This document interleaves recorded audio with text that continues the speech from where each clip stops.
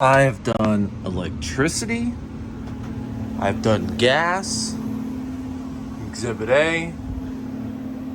I've done all kinds of little knick-knack things where I attack a situation thinking, hey, I have absolutely no idea how to do it, but my furnace, air conditioning unit, whatever, has had problems for the better part of 2 years now. I've had people out to take a look at it. They've replaced the A coil. They've done all kinds of things. My coolant thing seems cold. Everything seems good. The vents are good. I just don't have very much airflow, which means when it gets really hot outside, this thing is only keeping my house, let's say, at 76 degrees, and I have it set to 70 to 69 degrees. So my theory is that it just does not blow enough air. So in the common practice of Byte My Bits having absolutely no idea how to do something, today I'm going to explore the possibility of seeing what the frick is wrong with my blower motor, which is what I've come to the conclusion it probably is, and try to see if I can fix it.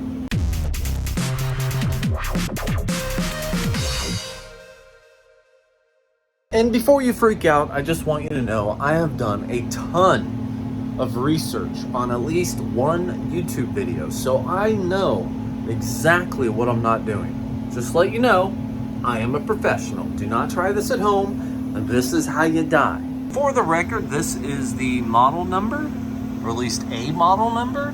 This is all the warnings, and this is another model number, just for model numbers. Side note, this spinny thingy, I don't know what it's called, but it moves air or something. When I'm actually running the heater, this thing makes a lot of noise, so I know this thing needs replaced.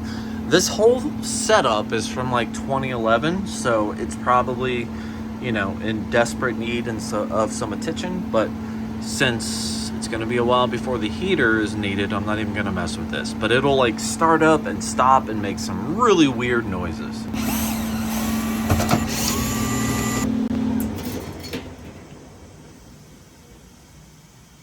Okay, so that made it stop, which is probably a good thing. Oh, little switch. Okay, cool. I guess while I'm getting into this is the furnace. I should probably turn off the power. So inside this, and this is everything I've collected from my, very extremely intelligent online YouTube research, is this little thing right here is what spins. And then somewhere probably on this side is where the motor is. And my theory is because my vents just barely blow air throughout the house, even though this gets cold or whatever, it just does not move enough air. So in theory, this is either dirty, so it needs cleaned, which is I'm really hoping, or the motor on the other side is going bad, which is $250, and I'd have to get another one, replace that, and try not to die in the process. This right here is a control. What? Did you just growl at me? You just growl at me? You can't growl at me. You can't growl at me. So this is the control board. And before I really get too far into this, I'm definitely going to probably remove some of these things, pull it out just a little bit, and take a photo of it to make sure that if I do have to take stuff apart, I can kind of sort of maybe know where everything goes. Surprisingly, with just 2 screws, this whole control board came out.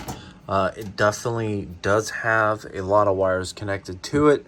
I could go through and disconnect all those wires, but I really don't want to right now. So what I'm going to do is, again, this is the focal point here.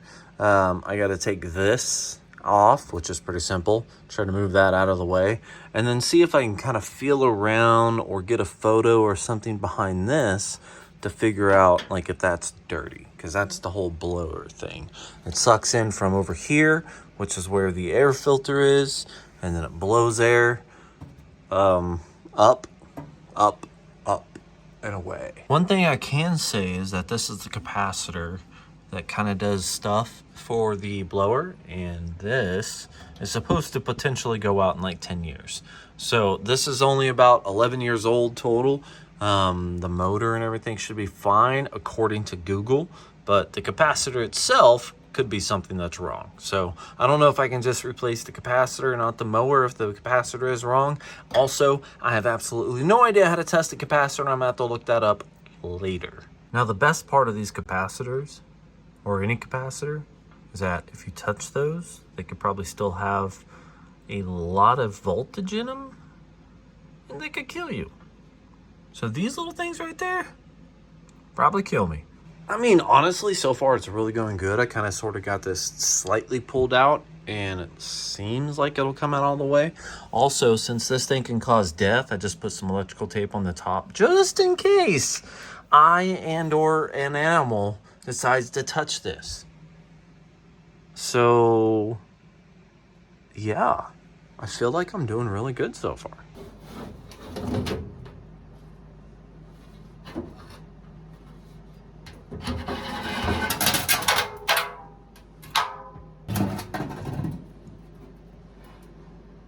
Oh, yeah. Yeah, I think that's good.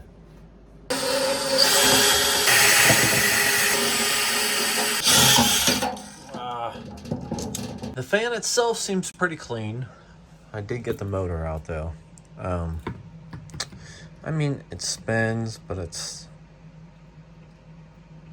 a little rough. I don't really know these motors and how hard it is to make them spin. I know they got a lot of electromagnetic crap going in there, so I imagine it's not going to spin super freely, but I guess I should probably figure out how to test that. All right, so let's fast forward just a little bit. I got everything ripped apart. The motor that I took out of it actually kind of had a weird smell to it. You know, like a burnt wire type of deal. So that with the capacitor, so if the capacitor goes bad, it can kind of mess up and ruin things. So I went to a local HVAC place. I got a new OEM replacement motor, and I got a new capacitor just to make sure. And I just got to put everything back together. Never done this before, but YOLO. Hi. Yeah. I mean, can I get like 5 minutes worth of work without you guys just, you know, being right up in my stuff? Shiny and new, old and busted. Well, not completely busted. It still worked. It just smelled weird, didn't push as much air, and probably didn't need replaced. But here you go. I'm gonna put another one in there. Boop. I will say this though. Okay. This is the old one, right? Look at that.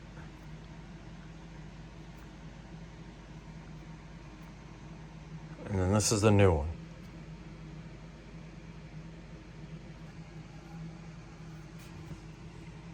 And spinning so much better right now.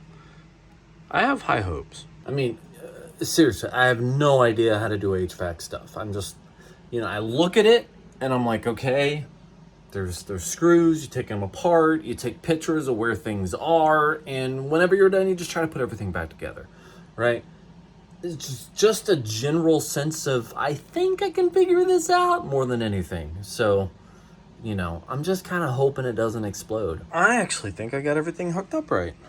Like, I know this was kind of free floating somewhere, like just kind of off doing its own thing. Pretty sure. Maybe I'm wrong. But anyways, I just folded up whatever. But got all that wired, got the water hoses connected, this thingy connected, and yeah, time to turn it on and see if it starts going crazy. First things first, turn the furnace on, and then push this button to simulate it being on.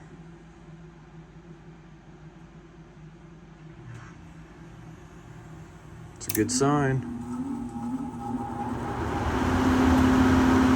Nice. It even sounds better. Hell yeah.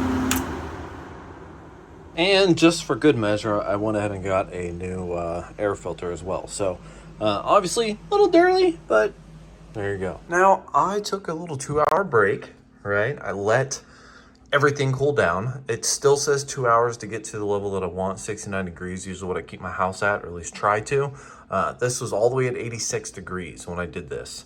Here in Kansas, we're getting some hot days right now. It'll cool down, but it's like 95 to 97, 98, almost 100 degrees. So this having problems was a big deal because this was unable to keep my house cooler than 80 degrees, which kind of sucked. So in about an hour and a half, hour 45 minutes, it went from that 89 degrees down to 75, which is still not good compared to what it really needs to be, but it's way better than what it was.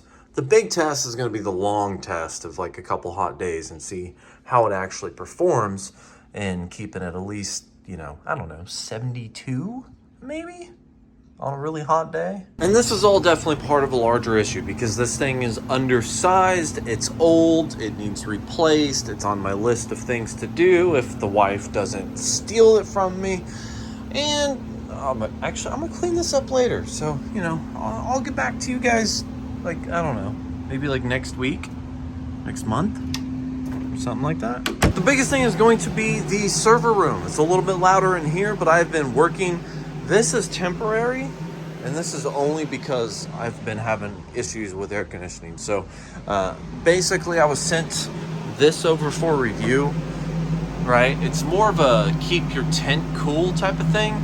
But I ran it outside to where the hot air exhaust outside, cool air would come in here. Normally I would have it come out just right here. And it actually brought my overall temperature down from, I want to say like 94 is where it used to be. And then it would get it down, looks like 78 degrees. So it actually did a pretty good job at keeping things cool. But just because I've been having air conditioning issues, I temporarily ran a duct all the way down and over into my computer room, which drastically dropped the temperature of my computer room. So this is only temporary, but I have been running this cooler inside of my server room just to keep it down to a very reasonable temperature because I have the miners, the laptops, the servers, everything is going on in this room. I also, on top of that, hooked up an exhaust fan, which is just an inline duct fan that takes the hot air from the top of the room and just spits it outside of the window, which has helped a lot, I think. So it's like one of those things, like hit everything from multiple angles and try to just keep everything under control. Since I've been running this over here and that cool air hasn't been coming directly into the server room, it has went back up in temperature.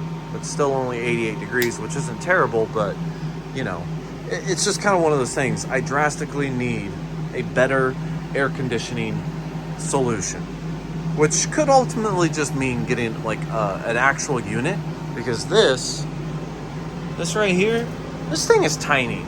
I mean, this is meant to keep like a tent cool when you're camping, right? It runs off 24 volts. Like, it's not meant for what I'm trying to use it for. But if I get a window unit, things would be a lot better. Although that thing does pretty good. But really, at the end of the day, I really need a new air conditioning unit. I really need something that is more suitable for the size of the house in order to keep things cool.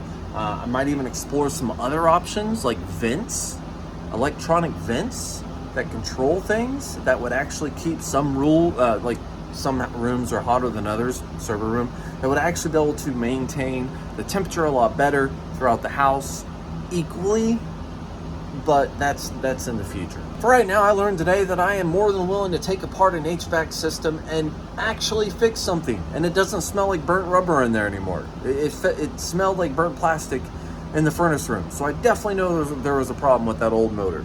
So it's definitely good that I tackled it. I don't know what the point of today's video was, aside from, you know what, I've tackled electricity, I've tackled gas, now I've tackled HVAC. You know, don't be scared. You just got to do stuff. You may not know how to do stuff, but you won't know if you'll burn your house down until you try. That's it. Like, subscribe below, and have yourself a good day.